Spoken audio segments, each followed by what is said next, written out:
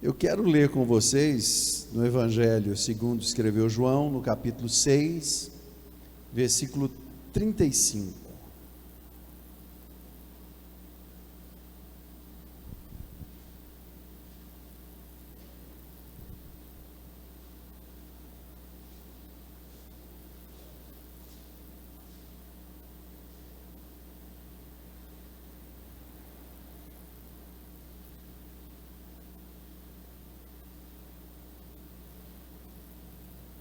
João 6:35, diz assim a palavra do Senhor: declarou-lhes, pois, Jesus: eu sou o pão da vida, o que vem a mim jamais terá fome, e o que crê em mim jamais terá sede.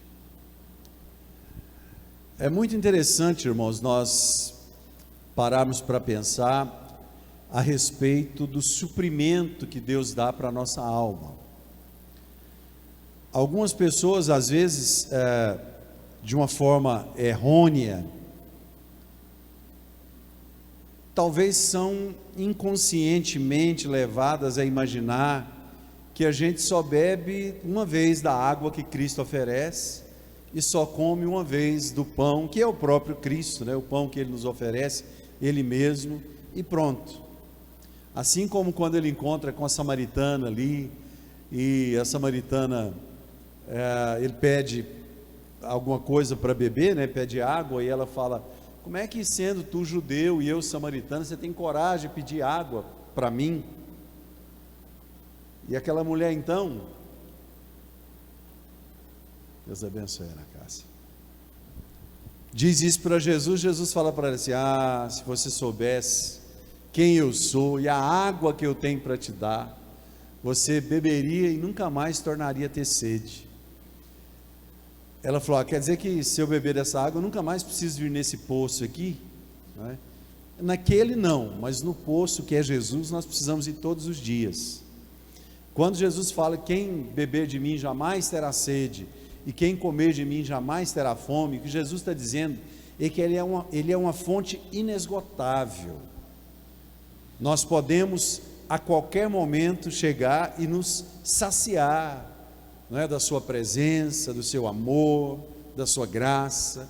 Nunca vai esgotar, o amor de Deus nunca vai esgotar, a graça de Deus nunca vai esgotar, as bênçãos de Deus nunca se esgotarão, a força que Deus tem para nos fortalecer nunca se enfraquecerá. Então, a qualquer momento, a fonte está jorrando. Então a gente precisa perceber e entender isso. Jesus começa a falar sobre esse assunto, e o povo leva tanto para a coisa humana e para o estômago, que eles começam a pensar no maná que Deus derramou lá no deserto, né? Que era simplesmente um momento de provisão da parte de Deus. Claro, tem a sua tipologia, né? O alimento de Deus, que é uma provisão. Mais uma vez o maná nos remete para isso. É uma provisão que deve ser buscada diariamente. Deus ordenou que na sexta eles podiam colher 2 porções, para que no sábado ninguém tivesse que colher o maná, uma vez que Ele havia ordenado que eles guardassem o sábado. Então, se a pessoa na terça colhia uma porção a mais, porque tinha em abundância, na expectativa de quem sabe na quarta não precisar pegar o maná, a Bíblia diz que no outro dia estava cheio de bicho, já não prestava mais. De sexta para sábado a pessoa colhia as porções de sexta e de sábado, e no outro dia o maná estava fresquinho, como se tivesse acabado de ser colhido. O que Deus quer nos dar com essa mensagem? É que nós precisamos buscar a nossa porção nele diariamente. Ele é o pão da vida, nós precisamos nos alimentar dele todo dia. Ele é a água da vida, nós precisamos saciar a nossa sede nele todos os dias. Então, eu quero dizer para vocês aqui, primeiro, que Jesus veio promover a reconciliação entre o homem e Deus, e é sempre nessa ordem, tá? Nunca diga, quando você estiver pregando, Tem problemas, por acaso você errar sem saber, não é? Mas uma vez aprendendo, não inverta a ordem. Não diga que Jesus veio promover a reconciliação entre Deus e o homem. Deus nunca rompeu com o homem. Deus nunca quebrou a aliança com o homem. Foi o homem que quebrou a aliança com Deus. Então Jesus veio e ele se fez carne, habitou entre nós, justamente para promover essa reconciliação entre nós, a humanidade e Deus. Essa aliança que foi quebrada lá no Éden. A gente fala disso volta e meia aqui. Então, entendam isso. A morte de Cristo na cruz, ela não foi uma encenação, não foi apenas para dar um exemplo, como muita gente diz por aí. Jesus não foi um mártir. Se houvesse alguma outra possibilidade de Deus resgatar a humanidade, claro que ele não se faria carne, não morreria na cruz por nós. Nós não temos ideia. A gente pensa muito na crucificação, a gente pensa muito na dor da crucificação. Foram ali cerca de 3 horas de cruz, uma noite inteira de humilhação e de açoites, um sofrimento que, meu Deus, não é? Que sofrimento. Mas imagine que Jesus habitou 33 anos aqui, suando, sentindo fome. Quando eu falo suando, é às vezes andando no deserto ali, ficando mal cheiroso, né? Era humano, o corpo era humano. Pisava andando ali naquele deserto, indo pregar, andando nos caminhos que os animais trafegavam. De vez em quando pisava num negócio macio. Jesus pisou nessas coisas enquanto esteve aqui. Talvez uma das coisas difíceis que Jesus tem enfrentado sendo Deus, é claro que sendo Deus ele é amoroso, longânimo, compassivo, não é? Mas talvez uma das coisas difíceis foi ter que conversar com o ser humano e tentar explicar as coisas e não entrar na cabeça do povo. Às vezes a gente não tem paciência, às vezes a gente vai querer explicar alguma coisa para alguém, tenta explicar de uma maneira mais didática possível, e parece que a pessoa se distrai, ou enfim, ou ela já vem com a visão formada de outra coisa que inculcaram nela, e ela acaba que não consegue perceber aquilo que está sendo dito. Jesus enfrentou isso. Foram 33 anos aqui, convivendo com o ser humano.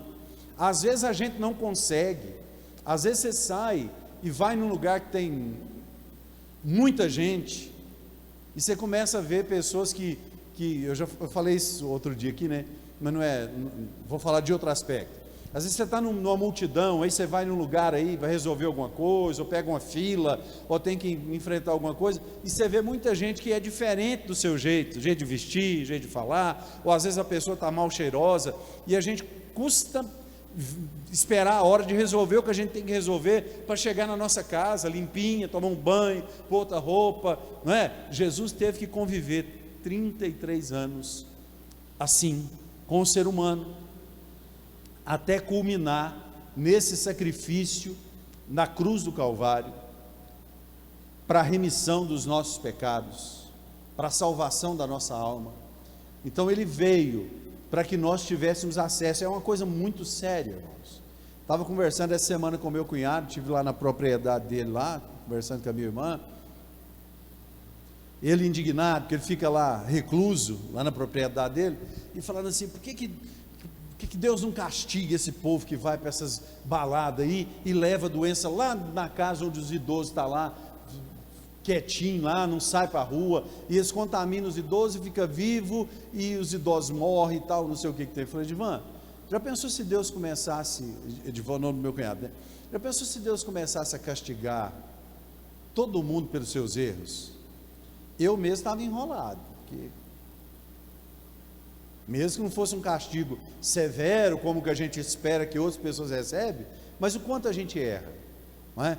E por quê? Assim, você está vendo um negócio agora, mas e quantos assaltantes, bandidos, criminosos que fazem mal para criança, para tanta gente, estão aí e Deus não manda raio na cabeça deles? Só que não se engane, o juízo final vai chegar, e vai chegar o dia, certo? Que a Bíblia diz que vocês vão saber, vão entender, vão conhecer a diferença entre aqueles que servem a Deus e aqueles que não servem. É simples assim. A longanimidade de Deus deixa o mundo correr. A gente tem que se preservar, pregar a palavra, tentar viver o mais na santificação que a gente puder viver, nunca nos esquecendo de que Jesus veio promover essa reconciliação entre nós e Deus, e que a trombeta vai soar, a igreja será arrebatada e vai ter um acerto de contas final, onde as pessoas más vão receber a sua sentença, certo? E a gente não precisa nem pensar nisso, nem pôr o nosso coração nisso. Quem vai sentenciar é Deus. A gente precisa buscar e viver de maneira a ir para a glória. A gente precisa buscar mesmo permanecer na graça do Senhor. É isso que a gente precisa para a nossa vida. Então, no versículo 29, eu acho que é no capítulo 6 mesmo, só coloquei versículo 29 aqui. Respondeu-lhes Jesus: a obra de Deus é esta, que creais naquele que por ele foi enviado. Ou seja, o que aconteceu na cruz do Calvário, irmãos, é muito mais importante do que qualquer tecnologia que venha a ser descoberta pelo ser humano. Ou seja, qualquer coisa no âmbito terrestre, no âmbito humano, ou até no âmbito espacial, que a NASA ou alguma outra fonte científica aí consiga explorar o espaço. O que Jesus fez na cruz não se compara com nada disso. Tem a ver não apenas com a nossa vida mortal, não é? Mas tem a ver com a eternidade, com a redenção. E Jesus está dizendo, é necessário que a gente creia que ele foi enviado por Deus. E crer, irmãos, a Bíblia diz que até o diabo crê. Tem até, eu acho que o texto, eu não me lembro se o texto é exatamente esse. Às vezes a gente é pego em algumas ciladas, porque alguém fala que tem um versículo assim na Bíblia, e acaba que o versículo não é exatamente daquele jeito, mas as pessoas citam como sendo um versículo assim, que o diabo crê, que estremece, mas não obedece. Chegando lá em casa, pastor Eliane, me lembro para achar o versículo mais próximo disso que eu encontrar. Se, de qualquer forma, domingo, para quem veio na quarta, eu dou o recado e ver. Você lembra, Célio, se tem alguma coisa disso na Bíblia? Não? Hã? Lembra não, né? Pois é, a gente às vezes é pego nessas ciladas assim. O pessoal fala que o diabo crê, que estremece, mas não obedece. Então, o que eu quero dizer é que crer não é simplesmente concordar e falar, eu creio. Não. O próprio Jesus diz, produzir frutos dignos de arrependimento. Produzir frutos dignos de arrependimento. Isso é crer. Porque o crer leva ao arrependimento. Certo? E o arrependimento tem que mostrar fruto. Não se enganem. O mal frutifica, claro, como erva daninha, e é pior do que, né, nasce muito mais do que algo que você tem que regar, dar a dose de sol certa, para aquela planta, enfim. Erva daninha não, ela nasce em qualquer jeito, em qualquer ambiente. Você vê numa calçada, racha ali, nasce um matinho ali. Então, os frutos do mal, ou as obras da carne, né, por assim dizer, elas não precisam de nenhum esforço da nossa parte para que elas se mostrem. Agora, o fruto do Espírito é resultado de arrependimento, de atitude cristã. A gente precisa ter essa atitude em nossa vida. Em segundo lugar, irmãos, Deus tornou-se acessível por meio de Cristo. Deus se tornou acessível por meio de Cristo. Lembra que eu falei da quebra da aliança? Não é que Deus não pudesse aparecer ou conversar com o homem, como ele conversou com Adão. O próprio Moisés, ele insistiu tanto com Deus, falou: Deus, eu quero ver a sua glória, eu quero te ver, eu quero ver, eu quero ver, eu quero ver. A gente fala muito de Tomé, né? Mas Moisés chegou para Deus e falou: não. Aí, por fim, Deus levou Moisés para a fenda de uma rocha. A Bíblia diz que Deus colocou a mão sobre a cabeça de Moisés e passou de costas, para que Moisés visse a sua glória. E ele colocou a mão sobre a cabeça de Moisés, para Moisés não morrer naquela situação. Por quê?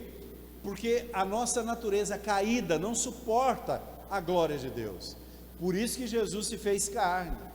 A Bíblia até fala: a glória habitou entre nós, na forma de Cristo. O povo olhava, a única demonstração que Jesus deu dessa glória foi na transfiguração ali, quando ele se reservou ali com seus discípulos, e de repente apareceu Moisés de um lado, Elias do outro, e Jesus então se manifestou num corpo glorioso, assim como Moisés e Elias. E Pedro achou aquele tão esplendoroso que ele falou: vamos construir umas tendas e vamos ficar morando aqui está bom demais. Fora isso, a glória de Deus se manifestou em Cristo em carne. As pessoas precisavam perceber isso, porque do contrário morreriam. Então, Deus tornou-se acessível por meio de Cristo. Hoje nós temos esse acesso, não é? Jesus, lá em João 14,6, fala assim: eu sou o caminho e a verdade e a vida, ninguém vem ao Pai a não ser por mim. Esse caminho foi aberto pelo sangue, lá no Calvário. A Bíblia Paulo chama, de um novo e vivo caminho, que foi aberto pelo sangue de Cristo lá no Calvário. Então, Deus se tornou acessível por meio de Cristo. Olha o que diz em Tito, capítulo 2, versículo 11: porque a graça de Deus se há manifestado, trazendo salvação a todos os homens. Veja que o texto não está dizendo, e eu sempre utilizo as traduções que eu tenho, não vou a fundo no grego, e eu me contento com essas traduções aqui. O que eu quero dizer para vocês aqui? O texto que nós estamos lendo aqui não está dizendo que a graça de Deus se há manifestado, levando salvação a todos os homens, não é?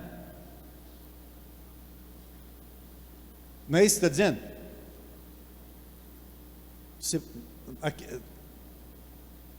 Não. Volta lá naquela versão, na corrigida, normal.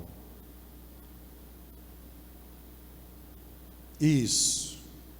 Porque a graça de Deus se há manifestado, trazendo salvação a todos os homens. Ou seja, a graça de Deus se manifestou trazendo salvação. Não podia ser daqui para lá, tinha que ser de lá para cá.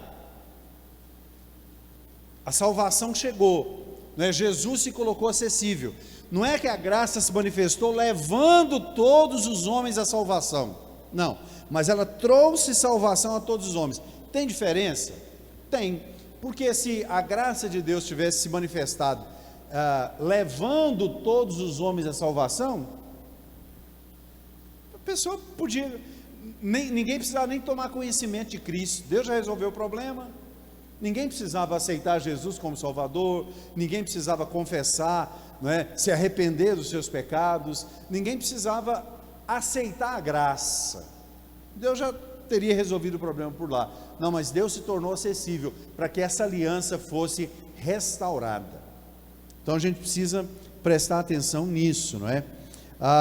O texto que eu li como base aqui, onde Jesus diz: eu sou o pão da vida, o que vem a mim. Por isso que eu digo que Deus se colocou acessível. Sem Cristo ninguém conseguiria chegar até Deus, mas uma vez que Jesus se coloca aqui, ele fala: vinde a mim. Isso não é geograficamente, não precisa ser, nesse caso não é, nem no caso de quando Jesus ali, tem um versículo lá que fala assim, no último dia, né, no grande dia, o último dia da festa, Jesus se colocou num lugar alto e falou assim, todos vós que tendes sede, né, vinde a mim, vinde a mim. Não é como um garçom que sai de mesa em mesa distribuindo, não é como um buffet, você tem que ir lá se servir. Então a graça de Deus é uma mesa posta, para que nós possamos então crer em Jesus, nos aproximar de Deus, como a Bíblia mesmo diz, eu citei isso domingo, não é? É necessário que aquele que se aproxima de Deus, creia que Ele existe, e que Ele é galardoador daqueles que o buscam. Nós precisamos nos aproximar de Deus. Tiago diz, chegai-vos a Deus, e Ele se chegará a vós. Então Deus se coloca numa posição acessível, por meio de Cristo, mas nós precisamos ir ao Senhor, nós precisamos buscar ao Senhor. E por último, para saciar os anseios da alma, é preciso disposição e fé. Sobre a disposição e sobre a fé, eu já falei nos 2 primeiros pontos, não é? A disposição é essa, eu preciso ir. A parábola do filho pródigo, ela mostra muito bem isso, né? Ela nos mostra muito bem essa situação da busca, do retorno, da caminhada, da jornada.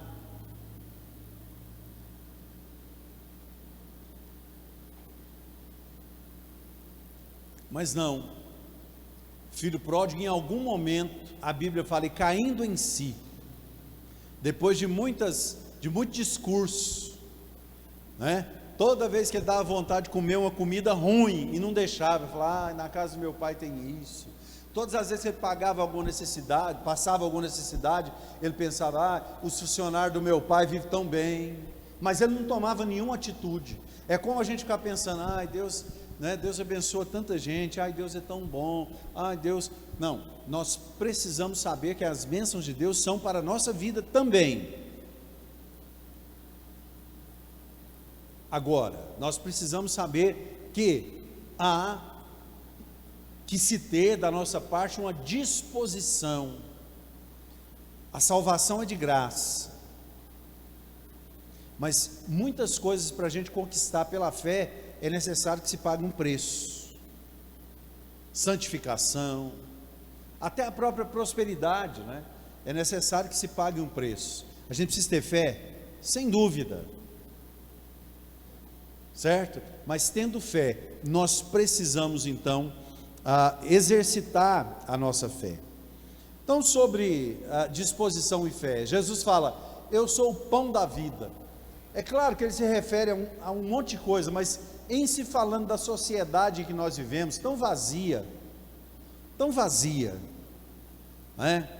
Que às vezes posta uma foto sorrindo numa rede social, mas termina aquilo ali, ela volta para uma miséria da alma tão grande, a pessoa não tem alegria, não tem prazer, não tem ânimo. Então, sabe quando você está abatido, cansado, triste, e você come alguma coisa, sua força se renova. Quando Jesus fala de pão, é porque pão era o prato principal do povo naquela época. Eles plantavam trigo, faziam pão, e era refeição, era pão com carne, né? Então ele falou, eu sou o pão da vida. Para isso, Jesus estava se referindo ao alimento. Alguém que caminhava 3, 4, 5 dias, até chegar num lugar, o alimento havia acabado, a pessoa chegava quase se arrastando, quase morrendo. Daqui a pouco ele comia um pedaço de pão, comia alguma coisa, e as forças começavam a retornar, a alegria, os projetos, né? Aí, antes da comida a pessoa pensava, será que eu vou morrer? Será que eu não vou conseguir comer alguma coisa, tomar uma água? Mas depois a pessoa comia aquilo e já começava a fazer projetos, falou, Deus me deu outra chance, eu comi, restaurei, tal. Então, o pão da vida, ele vem preencher esse vazio existencial que essa humanidade tem e que busca preencher em tantas outras coisas. Por isso que tem gente que paga 12 mil num telefone, não sei quanto aí. Por quê? Porque fica tentando preencher o vazio existencial. Ele paga 12 mil. Aí ele encontra um que tem um de 14 mil. Ele se sente miserável. Fala, eu tenho um de 12 mil, outro tem um de 14 mil. Não. Isso é o vazio existencial. O pão da vida vem para preencher isso. Aquele que vem a mim, falei sobre isso, só estou recapitulando. Aquele que vem a mim, não há uma bênção. Tem muita gente indo às igrejas, mas não fico pensando que muitas das pessoas que vão à igreja vão a Jesus, não. Eles vão a uma promessa de resolver um problema, uma dificuldade, uma situação. Se eles levam um pregador de renome, daqueles que revelam não sei do que e tal, o povo vai tudo lá, atrás de Jesus? Não. Então Jesus está dizendo, aquele que vem a mim. E é interessante, né? Jesus fala, se alguém quiser vir após mim, negue-se a si mesmo, tome a cada dia a sua cruz e segue. Não é só luta ir até Jesus não, irmãos. Eu mesmo vou até Jesus todos os dias da minha vida, e Deus tem nos abençoado, Deus tem aberto portas, Deus tem criado situações na nossa vida aí, enfim, né? Os irmãos sabem, acabei de concluir uma faculdade aí sem condição nenhuma. Então não fica pensando, então ir após Jesus, esse negócio só de carregar a cruz. Não, pensa em cruz como um compromisso, não como algo doloroso. Pensa em cruz como um propósito. Eu assumi um propósito e eu vou cumprir, não é? Então, já falei, a salvação é de graça, mas a salvação custa caro. A salvação é de graça, mas a santificação custa caro. E Jesus diz assim, olha, aquele que crê em mim, esse é o segredo. E eu já disse, crer significa confiar, significa servir. Crer significa produzir frutos dignos de arrependimento, não é? A fé é que nos leva à dimensão do Espírito. A gente é muito arraigado a esse mundo. Toda a referência de Deus que as pessoas têm por aí, né, ou pelo menos grande parte da referência que o povo tem aí de Deus, eles tentam projetar um Deus que seja na dimensão daquilo que a gente conhece como humano. A Nova Jerusalém, irmãos, vai ser um lugar muito melhor do que um condomínio de luxo. A Nova Jerusalém vai ser um lugar bem diferente dessas construções que a gente conhece aí, palácios e não sei o que. Ai, que lindo! Vai ser algo que Paulo descreve como que o olho não viu, o ouvido não ouviu, nunca subiu à mente ou ao coração do homem. Isso é o que Deus tem preparado para nós. Mas as pessoas vivem buscando a referência do céu como se fosse um planeta Terra melhorado. Não, irmãos, Deus vai nos dar algo novo. E a gente precisa então nos manter fiéis a isso, né? O versículo que eu citei foi João 7, né? 37 e 38, quando Jesus... vamos ler para terminar, Sara? João 7, 37 e 38. E no último dia, o grande dia da festa, Jesus pôs-se em pé e clamou dizendo, se alguém tem sede, que venha a mim e beba. Quem crê em mim, como diz a Escritura, rios de água viva correrão do seu ventre. Então, quem tem sede, que venha a mim e beba. O Senhor está disposto a distribuir sua graça a todos aqueles quanto o buscarem, mas a gente precisa ter essa disposição, e o Senhor sempre tem algo novo para nós, igreja, sempre tem uma porta que ainda não havia sido aberta, não é um milagre que a gente ainda não havia presenciado, sempre Deus nos surpreende. Acontece que muitas vezes a gente não valoriza pequenas coisas, né? A gente precisa aprender a valorizar pequenas coisas. E outra coisa, a gente precisa também fazer com que a nossa memória de gratidão seja maior do que a nossa memória de rancor. Tem gente que guarda rancor durante anos, e de repente alguém lhe faz um favor, ou o próprio Deus dá uma bênção, e a pessoa esquece em semanas, em meses. Então nós precisamos trabalhar a nossa mente e o nosso coração. Isso é feito por meio da palavra, isso é feito estando juntos aqui na igreja, reunidos na casa do Senhor. É assim que nós trabalhamos isso, para que a gente possa mudar a nossa maneira de pensar. Sara, eu vou ler um último versículo para terminar, Romanos 2, 12. Romanos 12, 2. Romanos 12, 2. Olha isso.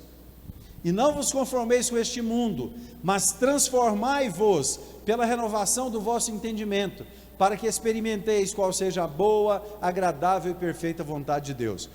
Nessa versão, o verbo transformar está no imperativo, é uma ordem. Não é que Deus vai nos transformar, a palavra está mandando que nós nos transformemos. Claro, com a ajuda de Deus. Deus não vai fazer sem a nossa permissão, mas você pode dizer: Deus me ajuda, e a gente luta e Deus ajuda a obra a acontecer. Mas não é a gente falar: Deus me transforma, Deus me muda, Deus faz isso, Deus faz aquilo, e a gente fica inerte, a gente fica sem participar do processo. Não, isso não acontece. Mas a gente fala: Senhor, me ajuda para que eu seja transformado na minha maneira de pensar, na minha maneira de agir, na minha maneira de falar. Isso é uma ação, isso é uma atitude. É claro que o Espírito Santo nos ajuda, mas a gente precisa transformar a nossa maneira de ver o mundo, de ouvir o mundo, não é? Porque a voz de Deus vem e a gente está ouvindo demais as coisas que o mundo fala, e a gente precisa ter esse discernimento. Não, quem está falando agora é Deus, eu tenho certeza que é Deus que está falando comigo, e aí a gente se anima, levanta e segue em frente. Guarde isso no seu coração. Deus está acessível. Nunca pense em Deus quando você for orar como Deus estando num trono distante lá no céu.